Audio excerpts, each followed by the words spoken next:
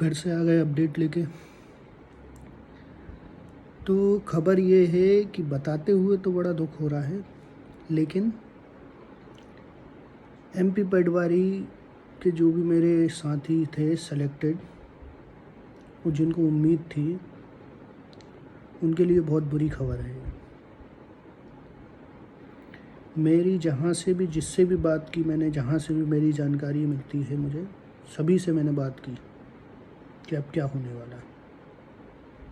तो बताते हुए तो दुख हो रहा है, लेकिन अब आप नियुक्ति के इंतज़ार मत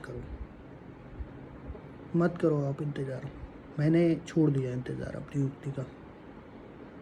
क्यों? क्योंकि अब आचार संहिता लागू हो चुकी है। अब कोई जांच रिपोर्ट नहीं आएगी, कोई भर्ती नहीं आएगी, नई भर्ती भी नहीं आएगी और रिज़ल्ट भी नहीं आएगा। कई कारण हैं उसके। अब अगर आप लोग भी जांच की रिपोर्ट का इंतज़ार कर रहे थे कि क्या होगा क्या नहीं होगा, इतने हाथ पैर मार लिए, सब ने मान लिए नियुक्ति के लिए, नियुक्ति नहीं मिली और मिलेगी भी नहीं। जितना मेरा मानना है, जितनी जानकारी मुझे मिल रही है, नियुक्ति नहीं मिलेगी। कई लोगों से, कई ऑफिसर्स से, कई नेताओं से मेरी बात हुई, सभी ने यही बताया है कि नियुक्ति पॉसिबल ही नहीं है। क्यों? क्योंकि सरकार को पता है कि घोटाला क्यों हुआ है। सरकार किसी चीज़ से अनजान नहीं है, सरकार को सब पता है। ईएसबी को भी पता है। अब अगर जांच होती है, रिपोर्ट आती है, तो उसमें क्या होगा, ये सब चीज़ की भी मैं पहले बात कर चुका हूँ पिछली वीडियो में कि जांच की क्या रिपोर्ट आ सकता है, क्या आ सकता है जांच में। लेकिन अब वो तय हो गया है कि क्या आएगा जांच में। आचार संहिता लगते से ही तय हो गया अब क्या आएगा। अब क्या होगा कि चुनाव आने वाले 17 नवंबर से चुनाव है और 3 दिसंबर को रिज़ल्ट है। सरकार किसी की भी बने, बीजेपी की बने, कांग्रेस की बने, बीजेपी की अगर बनी तो ये 99% चांसेस हैं कि ये एग्ज़ाम कैंसिल हो जाएगा, क्योंकि सरकार की मंशा ही यही है। सरकार को पता है किसकी वजह से घोटाला हुआ, क्यों हुआ, किसने करवाया, वो कितना बड़ा घोटाला है। सरकार की मंशा से साफ लगता है कि एग्ज़ाम कैंसिल कर दिया जाएगा। अगर कांग्रेस की गवर्नमेंट बनती है तो आप उम्मीद में मत रहो आपको नियुक्ति मिलेगी। क्यों? क्योंकि कांग्रेस के बड़े नेता जीतू पटवारी पहले ही बोल चुके हैं कि सारे एग्ज़ाम कैंसिल किए जाएंगे। उनका बयान पढ़ लीजिए आप, सारे एग्ज़ाम कैंसिल किए जाएंगे। और जो लोग कैंसिल बोल रहे थे, उनके लिए भी अच्छी खबर नहीं है। कैंसिल होना अच्छी खबर नहीं है किसी के लिए भी। अच्छी खबर है केवल सरकार के लिए, ईएसबी के लिए। कैंसिल होने से क्या होगा, अब एग्ज़ाम नहीं होना है। आप सोच रहे हैं कि एग्ज़ाम हो जाएंगे, तुरंत नहीं हो सकते। अब होंगे एग्ज़ाम 4 या 5 साल बाद। अभी चुनावी माहौल है, अगले साल फिर लोकसभा का चुनाव है, तो चुनावी माहौल में एग्ज़ाम नहीं होंगे, आचार संहिता उधर भी लग जाएगी, चुनाव एग्ज़ाम तो होना नहीं। तो जितने भी मेरे साथी थे जो उम्मीद कर रहे थे कि कुछ होगा, नियुक्ति मिलेगी, कुछ तो होगा, कभी तो मिलेगी, आज नहीं तो कल मिलेगी, उनसे मैं ये बोलना चाह रहा हूँ कि आप इंतज़ार मत करो। बहुत बड़ी निराशा होगी आपको। मुझे जिस दिन ये 31 तारीख को जांच नहीं आई, जांच की रिपोर्ट नहीं आई थी, उसी दिन भरोसा हो गया था। उसी दिन कई लोगों ने मेरे से बोल दिया था कि जांच, अब एग्ज़ाम कैंसिल हो गया। मैं तो तब से ही मान के बैठा था कि एग्ज़ाम कैंसिल हो चुका है, कुछ नहीं होना। धोखा कर दिया गवर्नमेंट ने सबके साथ। अब क्या करना चाहिए? आपके हाथ में क्या है? आप तो स्टूडेंट हो, आपके हाथ में तो कुछ भी नहीं है, कुछ भी नहीं है आपके हाथ में, तो पढ़ना ही है। तो मैंने तो अपनी पढ़ाई स्टार्ट कर दी है। सारी पढ़ाई स्टार्ट कर दी है मैंने। दिसंबर में एग्ज़ाम है यूजीसी नेट के, जिसकी तैयारी कर रहा हूँ मैं। तो अगर आप चाहते हो कि अपने को फिर से एक चांस मिले तो आपको पढ़ाई स्टार्ट करना पड़ेगा।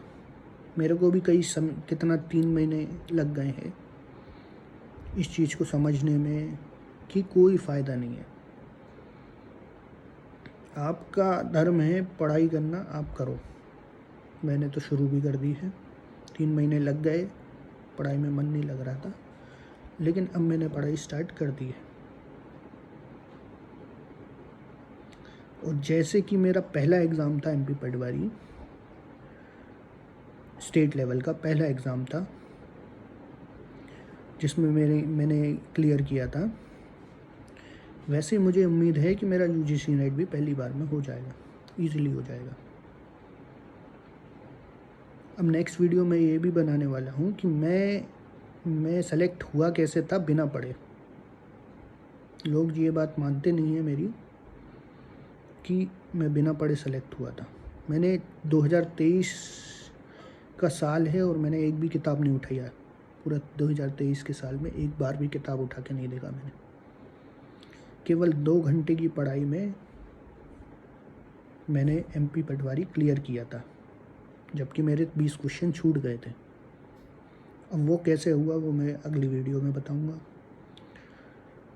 तो खबर तो बुरी है, लेकिन किसी को तो देनी थी। अब आप इसके भरोसे ना बैठें, मैं तो यही बोलूँगा। फिर भी आपको उम्मीद है कि कोई कुछ कहीं से मिरेकल हो जाए और आपको नियुक्ति मिल जाए तो अलग बात है। और मेरी बात करें तो मैं जो पोस्ट मुझे मिली है वो मैं नहीं ले रहा हूँ, मैं ज्वाइन नहीं करूँगा, मिलेगी तो भी। मैंने फुल डिसाइड कर लिया। जब मेरा रिज़ल्ट आया था तब मैं डाउट में था ज्वाइन करूँगा कि नहीं करूँगा, लेकिन अब मैंने डिसाइड कर लिया पूरी तरह से कि मैं ज्वाइन नहीं करूँगा। मैं एक ही कंडीशन पे ज्वाइन करूँगा, अगर किसी चमत्कार से ज्वाइनिंग मिलती है, एक ही कंडीशन में ज्वाइनिंग करूँगा कि मुझे आसपास के ज़िलों में पोस्टिंग मिले। वो तभी हो सकता है जब जांच की रिपोर्ट पॉजिटिव आए, कुछ लोग बाहर हो जाएं, तो मेरे को मिल सकता है, जिसका मैं इंतज़ार बिल्कुल नहीं कर रहा हूँ। मेरा पहले से ही टारगेट यूजीसी नेट था, आज भी वही है। एमपी पटवारी मैंने दे दिया था, मेरे नंबर भी ठीक ठाक आ गए थे, जो कि मेरे हिसाब से मुझे कम लग रहे थे। 140 मार्क्स मुझे कम लग रहे थे, लेकिन एग्ज़ाम के हिसाब से घोटाले होने के बाद भी मेरे 140 ठीक ठाक थे, जो कि 144 से ऊपर हो गए नॉर्मलाइजेशन में।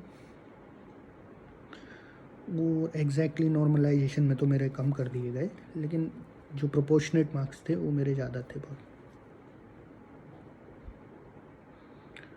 तो इंतज़ार करने की अब ज़रूरत नहीं है। शौक लगा होगा आपको, मुझे भी लगा था जब मैंने इस बात की थी लोगों से। मेरे कई पहचान के गवर्नमेंट सर्विसेज में हैं, भोपाल में हैं कई लोग, जिन्होंने यही बोला है कि अब नियुक्ति नहीं मिलेगी, एग्ज़ाम कैंसिल कर दिया जाएगा। जैसे पिछले कई एग्ज़ाम कर दिए गए जिनका कोई नहीं पूछता है उनको आज।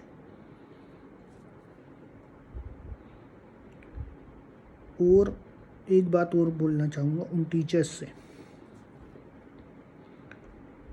से भी बोलना चाहूँगा कि जो जब रिज़ल्ट आया था, हर टीचर यही बोल रहा था कि हमारे कोचिंग से इतने सेलेक्ट हो गए, इतने सेलेक्ट हो गए, इतने सेलेक्ट हो गए, टॉप 10 हमारे जहाँ से, हर ज़िले में टॉप 10। अब आप कहाँ हो जब उनका साथ देने की बारी है? वो टॉप 10 जिन्होंने आपकी कोचिंगों का नाम किया है, कहाँ हो आप? कोई नहीं आया सामने, कोई नहीं आया सामने बच्चों का साथ देने के लिए। जो सेलेक्ट हुए हैं उनकी सक्सेस पे अपने मोहर लगाने के लिए कई लोग आ जाएंगे। मैंने कभी कोई कोचिंग ज्वाइन नहीं किया आज तक। यूपीएससी भी दिया मैंने, एमपीपीएससी भी दिया एक बार, मैंने कभी कोचिंग नहीं दी, खुद से पढ़ाई की है। तो मैं तो किसी से उम्मीद नहीं कर सकता हूँ। लेकिन जो लोग कोचिंग पढ़ते हैं, जो लोग सेलेक्ट हुए हैं पढ़ के, उनका साथ देने भी कोई टीचर नहीं आया। हाँ, घोटाला हुआ, स्टूडेंट ने आवाज़ उठाई, उनका साथ देने सारे टीचर आए, वो अच्छी बात है। लेकिन अब जब जांच हो गई, भर्ती रोक दी गई, जांच की वो दे दी गई, अब सेलेक्टेड के साथ ऐसा क्यों हो रहा है? मेरी नौकरी जाने का मुझे उतना दुख नहीं है, लेकिन कई लोग हैं ऐसे, मेरी भी कई से बात हुई है, जिनकी हालत बहुत ज़्यादा ख़राब है, उनके लिए नौकरी सब कुछ है, उनका साथ देने अब कोई नहीं आ रहा है।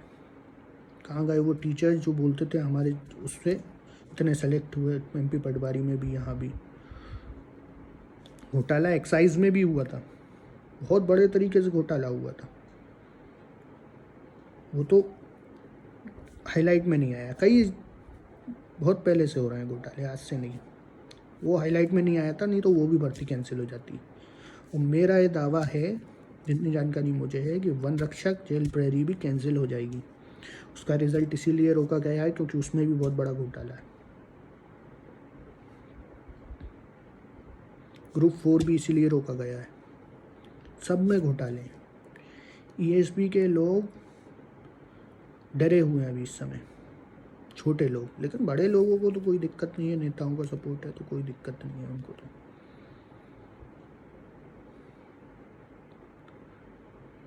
अब इनका कुछ साथ कोई नहीं देगा, आप भी उम्मीद ना करो, मैं तो किसी से उम्मीद वैसे भी नहीं करता हूँ, आप भी उम्मीद मत करो कि कोई आपका साथ देगा।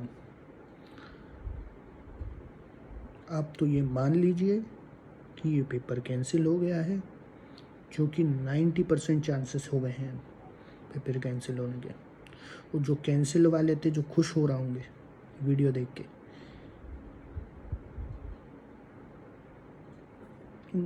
उनको भी पता लग जाएगा जब 4 साल इंतज़ार करना पड़ेगा भर्ती के लिए। ठीक है, अगली वीडियो बनाता हूँ मैं कि मैं कैसे सेलेक्ट हुआ था, बिना पढ़े कैसे सेलेक्ट हुआ था। ठीक।